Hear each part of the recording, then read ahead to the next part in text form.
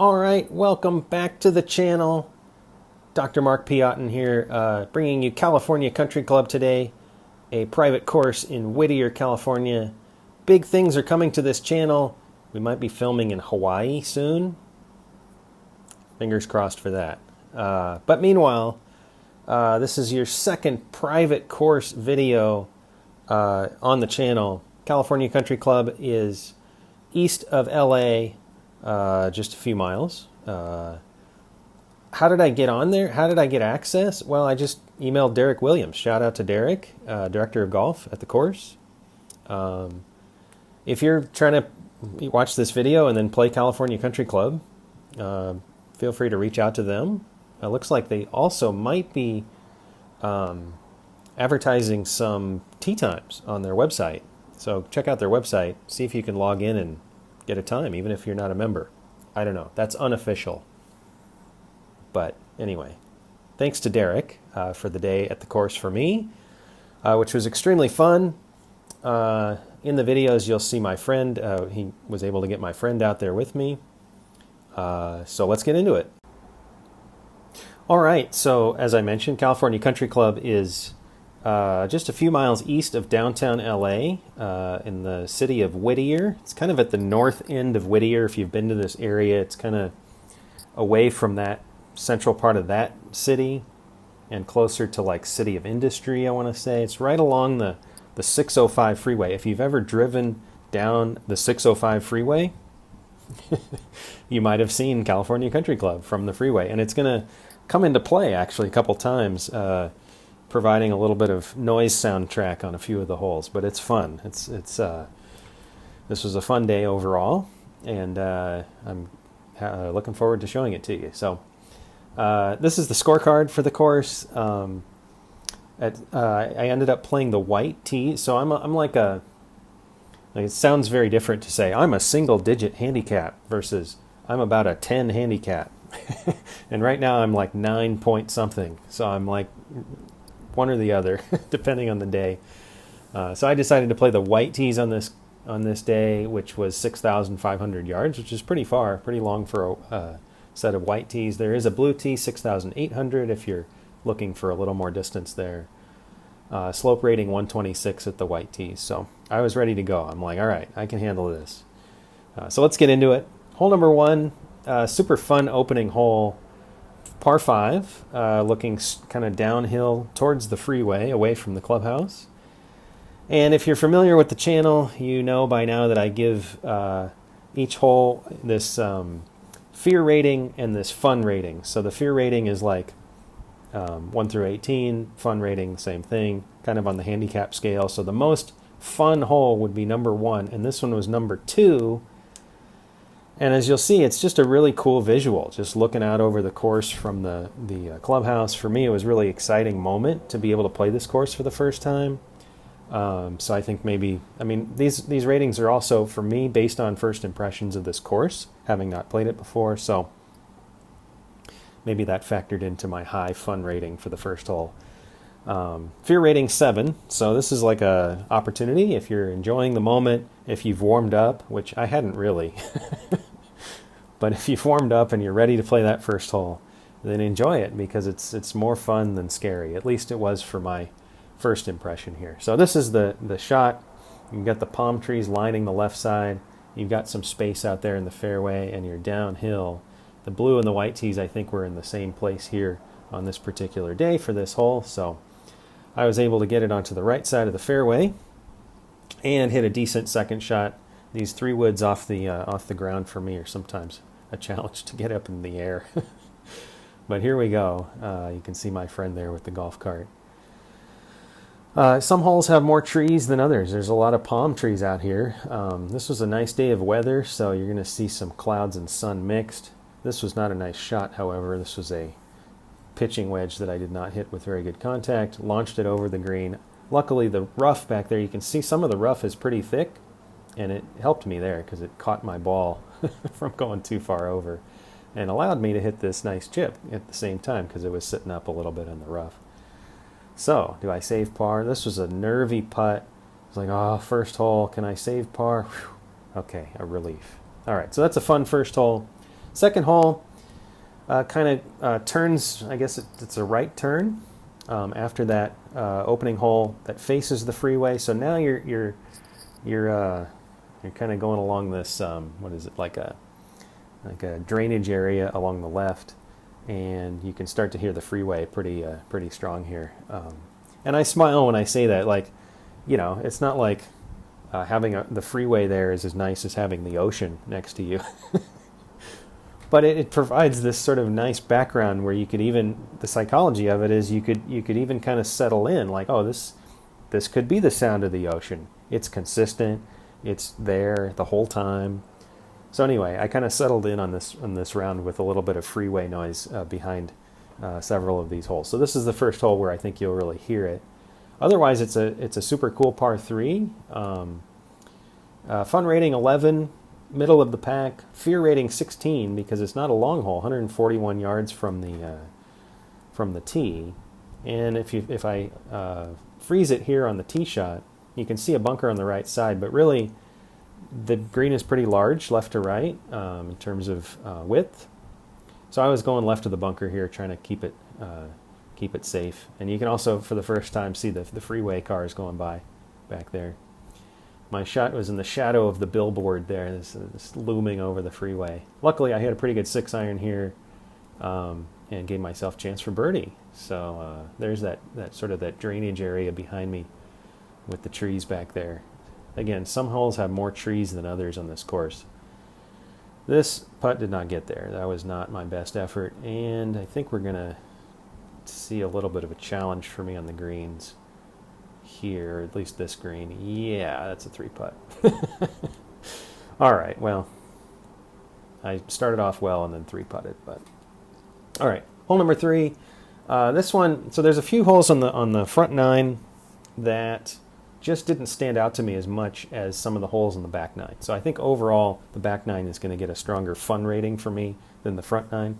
This was the first of those holes where the fear rating was pretty low, not too scary, not too long of a hole. Fun rating also pretty low. And as you'll see, we're going now with the freeway on our left. There is a row of trees that kind of blocks your view of it. But as I get ready to tee off here, I'm like, yeah, there's pretty good amount of space in the fairway. I'm not scared here. I'm just going to try to, I mean, I was still warming up at this point, like at driving range beforehand, admittedly. So I was just trying to put a smooth stroke on it.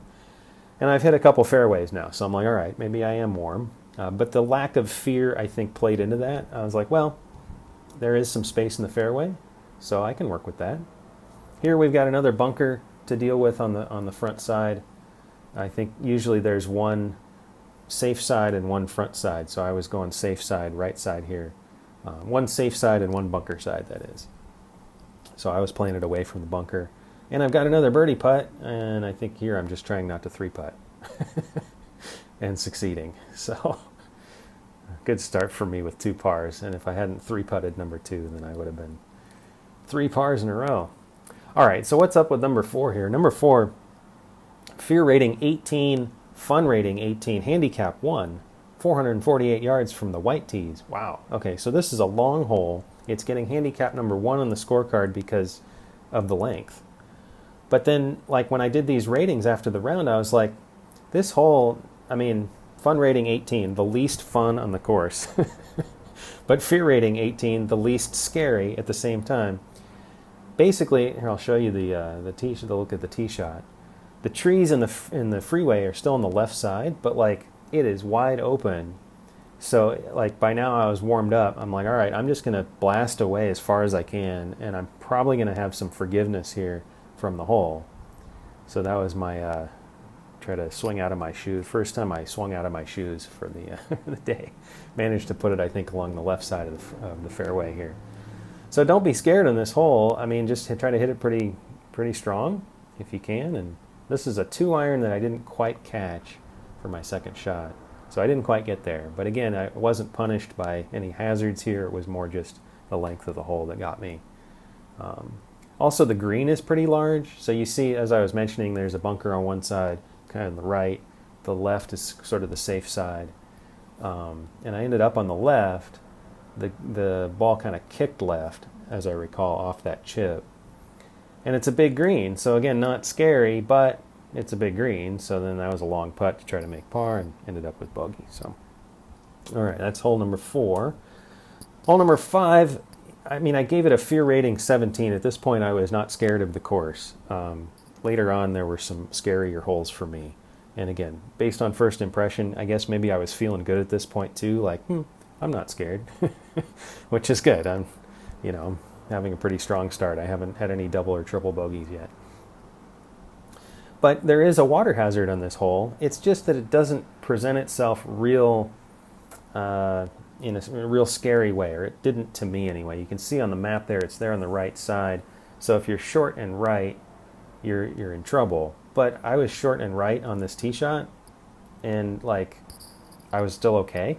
So I think the fear rating would be different here if you're struggling to get the ball in the air, and then you might struggle to get the ball past the water here. But if that's you, then go along the left side. I think the red tees are along the left here, so just go to the red tees and punch it along the left. You still be fine. Fun rating is 9 because the visual is really good here. It's nice. It's a nice again, the row of trees along the left, but you got the water peeking in on the right. The condition, by the way, of this course is very good. And the condition of the greens is very good. So all of that is very enjoyable and adds to the fun. So again, I was short and right, but I still cleared the water. So now I had this massive birdie putt that I did not make. Spoiler alert. I probably would have just stopped the video if this had gone in. And it almost did. That was a pretty good putt. I made it coming back for par. All right, hole 6. Hole 6 is another one of these front 9 holes that just didn't stand out to me too much either way. However, there were trees on this hole that squeezed the fairway a bit. And this happens at California Country Club on some holes where the trees come in and I don't know who planted them there, but man, they're trying to drive up the slope rating or something.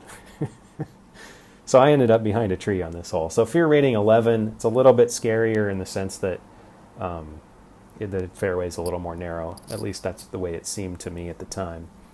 I didn't get out there with a tape measure on how wide the fairway was, but I did end up behind a tree. Fun rating 16 because, well, there's not a lot of elevation change.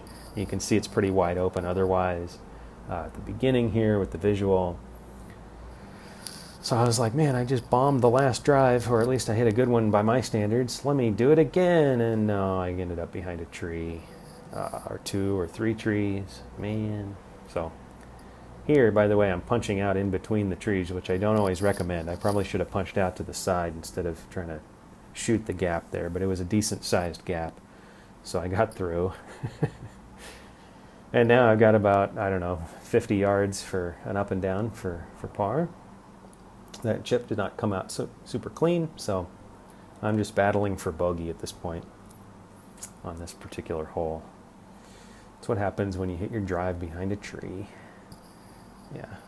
This is a sweaty, sticky bogey putt here to try to avoid my first double of the day. Oh, so nervous. Okay, nice job. On to the 7th hole. All right, hole number 7. This one, I mean, I was not scared of it, but it was also not that fun. So what does that mean? Well, I guess there's a slight dog leg to the left here that just did not scare me. So I was able to hit a pretty good shot here. There was some forgiveness along the right side.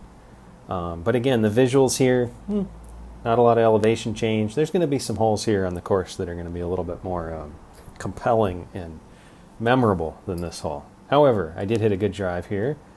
And when you have a good hole, that makes it memorable sometimes. You can see the freeway again along the left side there. But like sometimes when the freeway is there, it's like right there. This one, it's pretty far away and not real, it doesn't present itself real, it's not real present. So, all right, so a little short with the approach here. Can I get up and down with this chip? I think I hit a pretty decent chip here. And was I able to make par? You can see the housing development back there now coming in. You're going to see that on the next couple of holes. Yes, I was able to make par. All right. Hole number 8. Another one, kind of similar in the sense that it was not super scary, but also didn't stand out in how fun it was. So you're going to see that again. Those homes are now lining the left side of the hole here, as opposed to the freeway. I'm winding up and trying to smash the ball now because I've had some success with the driver, except for that one hole where I was behind a tree. But the driver is serving me well today. You never quite know what you're going to get when you step on the golf course. And on this particular day, I was hanging in there. You can see the hills behind Whittier and the City of Industry there as I leave this approach shot again slightly short. The houses are getting a little bit close along the left side there. You're going to see that on holes 8 and 9. And there were multiple bunkers on this hole, so I think it was a little scarier around the green than it was. Ooh, good putt. All right. Well done. Maybe the putt of the day for me there, longest one. I was going to say that hole was a little scarier maybe around the green with the bunkers and the houses coming pretty close than it was with the wide open fairway. Here, we've got a par 5 now for the finish. So we had a par 5 on hole number 1, and now we've got a par 5 on hole number 9. So the start and the finish of the front 9, both par 5s. This one, you're going to still have those houses along the left, and they're going to get a little bit close here and there along the left side. But this hole, I give it a higher fun rating. Why? I mean, check it out. You got these palm trees in the back. The visual is really cool. You've got some bushes along the right side, which are pretty unusual to see that thickness of bushes at California Country Club. You also got some elevation on the left side, leading up to those houses with those trees. So the variety here on hole number 9 has there's more variety than there has been for most of the front 9 actually on this hole. So enjoy the look on this hole. I think I missed the fairway on the right, but in this particular patch of rough, I was not punished too much. I was forced to kind of go along the left side of the fairway, I think, on this shot because there was some foliage on the right blocking me. So on the second shot, I missed the fairway, and now I'm in some of the thicker rough. So I was a little punished. See, there was some danger on this hole. A little bit of variety, a little bit of strategy involved. I picked this one clean though with the pitching wedge out of the rough. That was a good shot. I'm like, man, maybe I can finish the front 9 at +3. That would be huge for me. Okay, maybe not. +4. Oh no, that's a birdie putt. No, it was +3. It was +3 for me on the front 9. Nice job. All right. So, hole 10. Let's get to the funnest, most scary hole in the golf course, given that I'm having a good day. Front 9 was a good front 9 for me. Let's get to it. All right, so what's the deal here? Well, you can see a big water hazard in the diagram there. So you're back up by the clubhouse, but you're going the opposite direction of hole 1. And, I mean, let's check it out. Let me just show you what it looks like. You can barely see the hole down there. This is, if anybody has played, I had a chance to play the Satakoy Club. If anybody has played that one or been to the LPGA event that they had there in Camarillo, there's a hole, I think it's number 10. It's very similar. You have this huge drop-off. This one is maybe not quite as huge as the one at the Satakoy Club, but it is a big drop-off, par 3. You're way up elevated here, and you've got a water hazard in between you and the hole. So a forced carry, as they say. But this is a fun one because you can see the whole course stretching out in front of you. It's just, I mean, the trees and everything aside, this course is in really good condition. So when you see like a view of the course and all the grass and the fairways out there stretching out in front of you, it's just super cool. I wanted to take a bunch of pictures here.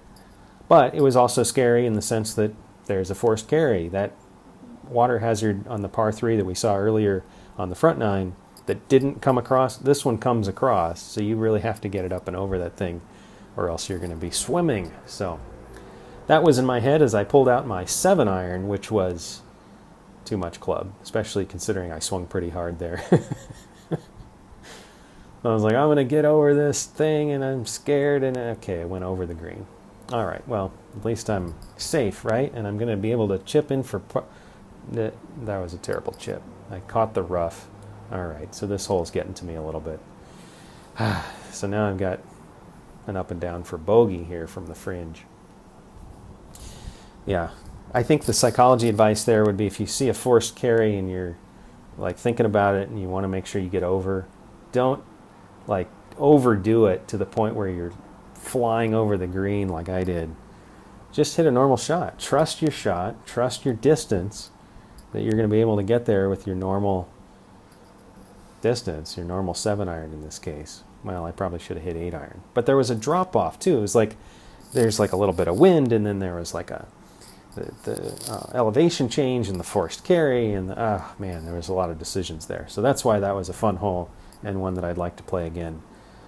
I did manage to save bogey, but otherwise not my strongest hole of the day. All right.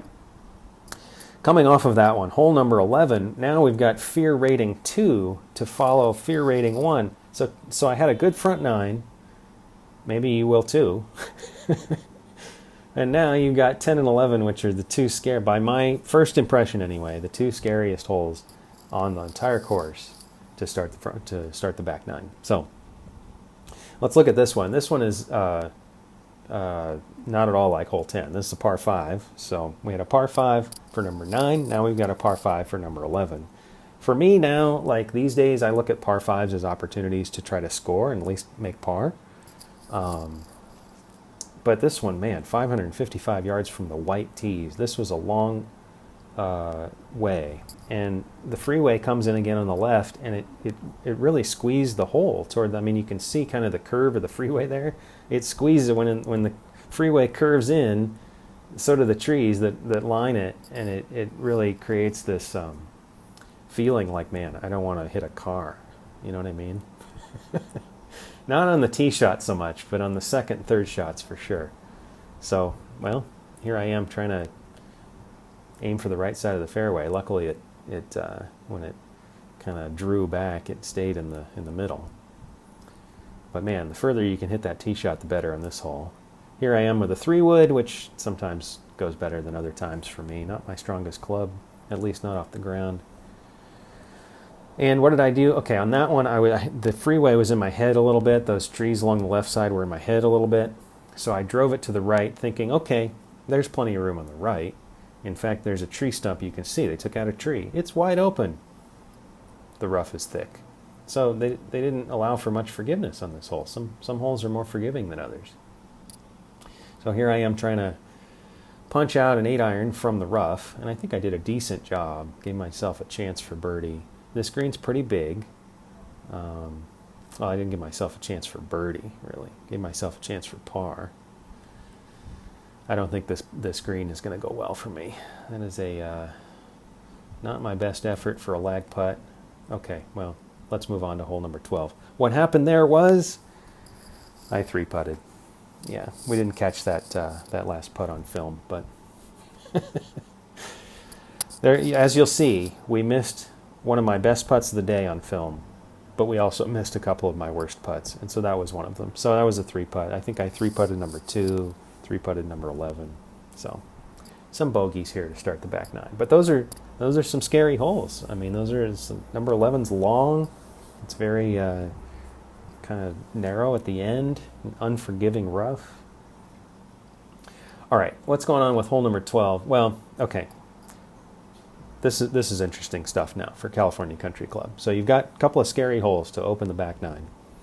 Then you take your golf cart and you go underneath the freeway. And for holes 12 and 13, you are on the other side of the freeway. And it's just, I mean, it's a unique experience. So this course was built in the 1950s. And I wanted to ask the staff, like, I didn't do it, but when was the 605 freeway built? Was it at the same time? I think it was probably around the same time. Was the course planned around the freeway? Because if it was, that would make sense, because it's really framed around it, especially right around these holes. If not, and the freeway came in later, well, then that's different. But anyway, so you go under the freeway here, and you just get a really unique experience. If the freeway wasn't there, you'd be really kind of isolated, like in a super quiet location. Suddenly you're in a on an isolated golf course. That's the way it feels, but then you got the freeway noise there as well. So it's just you and the freeway on hole 12. And for me, it actually worked out quite well. So I gave it a pretty high fun rating and a little bit of a scary rating there, pretty high scary rating as well, because again, the freeway is along the left. You've also got some power lines there, but then the hole is framed by these palm trees in the back, which you can't quite see because of my graphic there, but it's just a unique thing. I mean, it's, if you feel like you're playing in the shoulder of the freeway or something like that. But again, like the course is in really good condition. It's like you're playing on a really nice secret section of the freeway or something. I don't know. It's hard to describe. Anyway, so pretty fun, unique experience. I would say it's the most unique hole on the golf course, given the situation. And so that uniqueness, I think, inspired me a little bit here. This was a 6-iron that landed real close, and then watch this. This is my birdie putt for the first birdie of the day with the freeway cars you can see flying by right behind me, and I got it. All right, so inspired by the noise of the freeway, we have a birdie. All right, on to hole number 13. Hole number 13 is the other one that's on the I guess that would be the west side of the 605 freeway. So you're kind of going south with the first one right along the freeway, and then you're going back north with the other one. This one is not banked up right against the road as much as hole 12 is. This is a longer par 4, 444 yards, but overall fun again, just because, again, like, I mean, what's on the left? The left here is some open space. I think it's a nursery, maybe? The staff would have to confirm that for me, but it's some open space. There's no houses, there's no road there along the left. And then you're still in kind of the shadow of the freeway on the right side. So again, and this is probably the most isolated part of the course, and that makes for a nice feeling. Fun rating 8, fear rating 12. This one's pretty wide open. There's some trees on either side, but I wasn't too scared on this tee shot. It does narrow a bit, as I recall, as you get closer to the green. So I was along the left side here with a 2-iron, my old school, old-fashioned 2-iron, which is a reflection of how far this was, 440-yard par 4 from the white tees. So I'm trying to punch a 2-iron up there. I did get the distance right, but I missed the green on the right. And this was a tough chip because it was like right along that, in between the two cuts of rough. Some of the rough, like I've been saying on this course, is pretty thick. So this was a difficult par putt here. I mean, by the look of this, you might think, wow, there's just a lot of open space in LA County. That's the opposite of the real life situation. But there's open space back there, back by those palm trees and stuff. It's nice. All right, so I missed the par putt, and I'll have to settle for a bogey on number 13. All right, hole 14, handicap 2, fear rating 4, fun rating 4. Wow, this one. Okay, so what's going on here? Well, 411 yards from the white tee, pretty far. That's the handicap 2, probably part of it. You've got a slight dogleg right. You don't really see that here on the diagram so much as you will in the visual, because I went left. I overcompensated on the dogleg. But there's just a lot of variety here. There's a little bit of slope, like the hill along the left side. There's some trees along the right. The rough is there. You've also got a different hole on the left. This course kind of winds around itself a little bit, so you see kind of a different hole on the left side there. But I was like, okay, I'm going to play along the left because there's a little bit of a hill that's going to knock it down. Well, I just went way left. Oops. And so I actually didn't even film the second shot because I was so far left that I was in danger of getting in the way of the guys playing the other hole. So I was like, I better just hit the ball and get out of here. So I did, and I kind of rushed that shot a little bit. Thought I had a better result than I did, but the rough was strong over here on the left side. Man, so now I'm hitting my third shot from rough that's not, I mean, it's like 100 yards out, and you can see the divot coming out. Man, so this hole became a big challenge for me. I didn't hit that clean, so I missed the green short.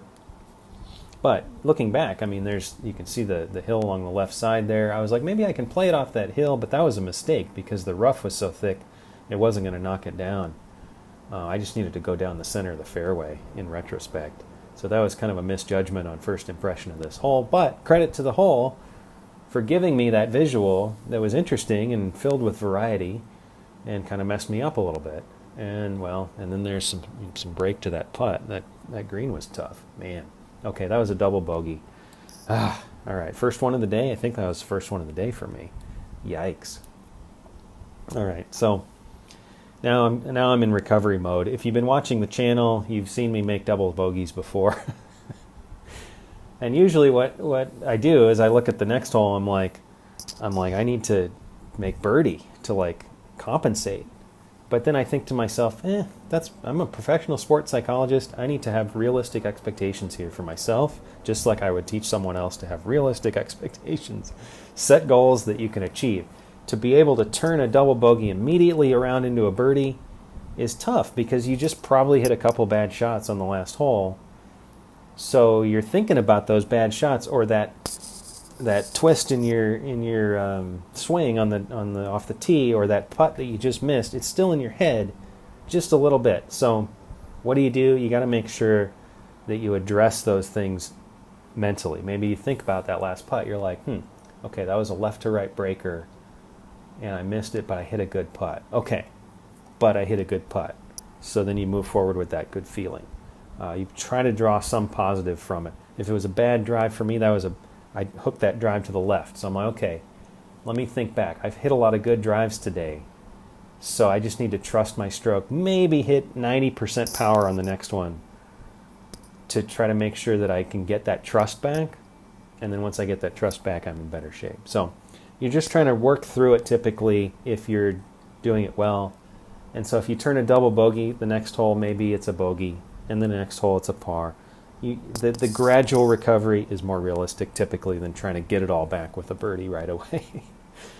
Well, given that, this hole, number 15, is a birdie hole by definition because it is a fun-looking hole. This one actually, I don't know if my friend believed me, but I was like, this hole reminds me of Riviera Country Club just a little bit because of you're kind of sunk down here in this area that's like below. There's a hill along the left with the trees and the shrubs. And that's what Riviera, if you haven't been there, you're down kind of in a canyon with a bunch of walled kind of bushes all around you. So I was like, yeah, this kind of reminds me of that. This is a fun looking hole. The other funny thing here is that we accidentally filmed my shots on this hole in slow motion. So I just thought it was kind of funny. Here I am hitting a kind of an average drive that's like low and to the left or low and to the right, and it went into the fairway bunker. This is a super cool fairway bunker shot, though. I was like, let's keep the slow motion just to see my clean contact coming out of the bunker. This one. Anyway, so I'm fighting off that double bogey, and I'm ending up in the fairway bunker, and then I'm trying to pitch over a bunker for the third shot, which this one is admittedly blurry. It's not your eyesight. It's the camera work. So I was kind of in the middle of all these slow motion shots. I'm kind of battling myself a little bit, trying to recover from that double bogey. But that was a really good chip over the bunker. And then here is a slow motion look at my par putt that is in the process of getting me out of my double bogey rut.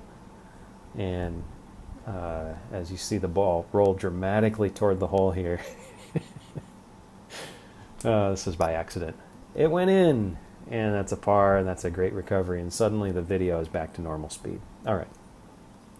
So again, double bogey, trying to recover, just get it back gradually, and that time the chip and the putt, the short game, really saved me and got me back on track.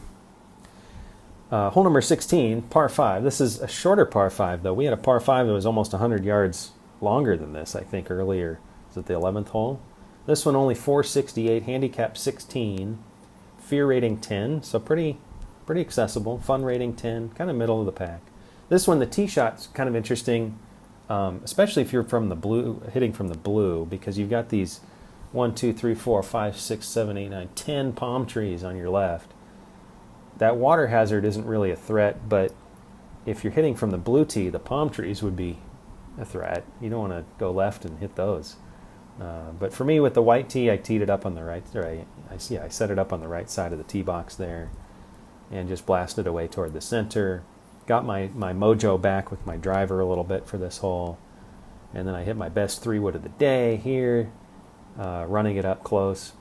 This hole is the one where I hit a really nice putt, and we missed it on film. Earlier, we missed my 3-putt, which was... I'm okay when we miss a 3-putt on film. This one, I'm afraid we missed one of my best putts of the day. Oh, man. Anyway, this was my chip, third shot, and I'm running it up pretty close, giving myself a chance for birdie with about an 8-footer there. And, well, I'm just going to show you this. We managed to take a picture of these ducks. That were in the goose in the distance that were hanging out on this par 5 16th hole. We did not manage to get a video of my birdie putt that went in. So instead, I'm showing you the birds that were sitting there on the hole or next to the cart path. They saw it. They saw me make my second birdie of the day and move to 6 under par with 2 holes left. I'm gonna have to talk about this in a minute because I am close to breaking 80. And I'm starting to realize it here as we get up to the 17th hole. Let me show you the 17th hole first. This one is a little bit of a longer par 3, 186 yards from the white. Fear rating pretty low because it's pretty open, as you'll see. Fun rating 15. So this one's not like a super exciting or super difficult looking par 3 except for the distance involved. I was starting to feel it though. I was like, okay, I'm feeling good. +6. 6 over par for me is great. So I'm going to try to blast this 5-iron. The problem was I think it went up into the wind and it landed well short. So I failed to account for the marine layer and the wind here knocking down my 5-iron, sending me short of the green with this pretty long up and down attempt here from about 30 yards. So here comes the ball, and it's a chip that's safely on the green, but like, I don't know, what's this par putt, like 25, 30 feet, something like that. So it looks like I'm going to go to +7 here as we close out the, that was a pretty good run. No, yeah, I managed to knock down that putt. So I'm going to be at +7 with the 18th hole remaining. So let's talk about that. All right, so I haven't had a game break here to talk about sports psychology for California Country Club yet. So I'll make this my one break here. And it's based on myself. Typically, I try to give tips that are applicable to all of you, any viewers, regardless of skill level of golf. For me on this day, this was my best performance on video yet. The others, not as good as this one. I was 7 over par going to 18, which meant that if I was going to make par on 18, I was going to shoot a 79, and there's all these videos on YouTube, how to break 80, how to break 80. It's a milestone, and for me as a 9 or a 10 handicap, it's a milestone. I've broken 80 before at courses, but this is the first time I'm playing California Country Club, and breaking 80 is not, I mean, I've only done it a handful of times. So that would be huge for me if I were to be able to shoot a 79. Now, what's the difference between a 79 and an 80? One shot, not much. But typically these days, I set a goal, hey, if it's a really good day, I'm going to have a chance to break 80, and if I do, that would be mission accomplished from a process perspective. Sports psychologists talk about, that's from a performance perspective. We talk about performance and we talk about process goals. So performance goal would be shooting 79. Process goal would be to do something with my swing off the tee or on my chips or on my putts.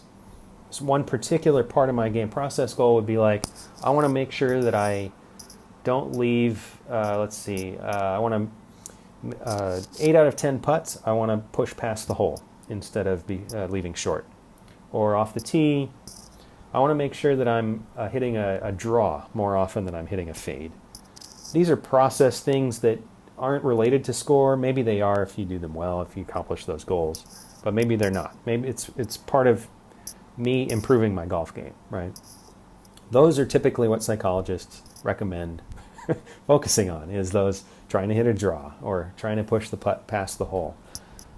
Clean contact on the chip so that you're flying the ball the right distance before it lands on the green. Things like that. But inevitably, if you do some of those things well, today I was driving the ball pretty well. I made a couple of putts. Now I'm in performance territory. So that means that I have a score, a number in mind, and I'm realizing it. And for me, like, I study clutch performance. So, like, if I'm going to be clutch, I need to know what the score is, because if you're clutch, then you're performing well when the game is on the line, or in this case, when you are reaching the end of your round and you have a particular performance goal that you're close to. So I want to know the score. I want to know how I'm doing. So I checked. I keep track. I have my scorecard. So now it's about trying to put together the things that I know I need to do to make a par on the last hole and be clutch. Things like feel in control, feel confident, not overthink it, relax, enjoy, positive energy, things like that. So I'm stepping up to the 18th hole thinking, okay, I want to feel good about this. I did. I think I accomplished that goal. I was feeling good that day. I was enjoying it. I was on film, and I was performing well, which was a first. Or at least it was my best performance on film to date. So I was having a good time. Mission accomplished there. But when I stepped up the 18th tee, I made a choice that I wasn't completely sure about. So let me show you the 18th hole. Okay, so first of all, the 18th hole, 452-yard par 4, handicap 4. I probably shouldn't have saved my need for a par for this hole. It would have been nice to make it in the last hole so that I could have made bogey here and snuck in with a 79 that way. But instead I left it for this hole. Fear rating 3, very high. Handicap 4, very high. Fun rating also high with a 3. And as you'll see, the visual here as you get close to the green is really cool. This is a dogleg right hole with distance and pretty narrow. Trees on both sides. So let's show you what it looked like off the tee. Okay, so here. This is like, I mean, you've seen some of these holes at California Country Club. They're pretty wide open. This one is not wide open. So I'm looking at it and I'm like, okay, I'm trying to be clutch here, I'm trying to enjoy the moment. So I'm going to try to hit a confident shot and just enjoy that. But the problem was it's a dogleg right and it's 452 yards. So I'm like, man, I got to get it out there pretty far. So I'm going to try to fade it. That was where I went wrong, because like I don't have, like I've had a good day with the driver, but I didn't have control enough with it to be able to fade or draw it depending on what I wanted to do. Like I feel like if I hit a good shot, it's usually I'm just trying to aim and hit it straight. I can't necessarily control that draw or fade. So the mistake was I got up here. Yes, I was feeling good, but I was like, okay, I'm going to hit a slight fade to follow the dog leg. Didn't work. I mean, I faded it, but it was more of a slice, unfortunately. I took a big swing trying to get it out there.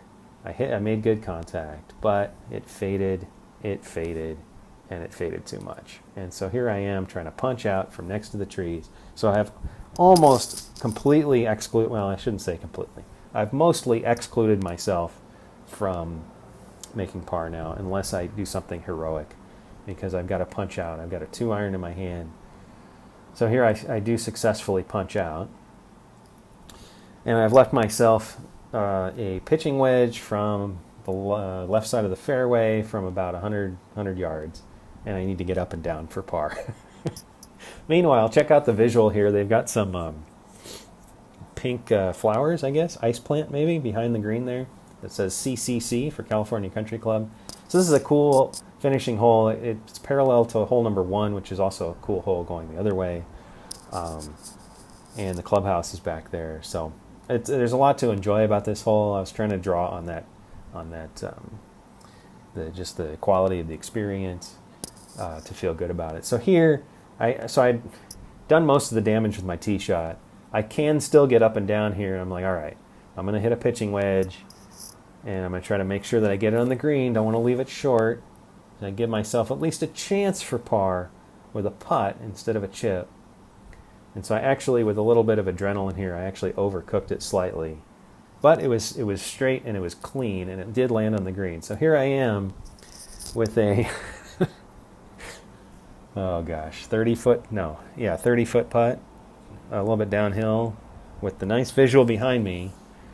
And I'm trying to relax, and here I am over-analyzing the putt. I think if you're trying to hit a clutch putt, you want to stick to your routine, things that you're confident with, trust your line that you've judged, and just hit it kind of relaxedly. And here I didn't hit a terrible putt, but it was not for 79. Dang it. So this is for 80. And what's the difference between a 79 and an 80 anyway? All right, so there you go. All right, so thanks again to Derek for allowing my friend and I access to California Country Club. Really nice setup there. Great course condition. It was great weather on this particular day.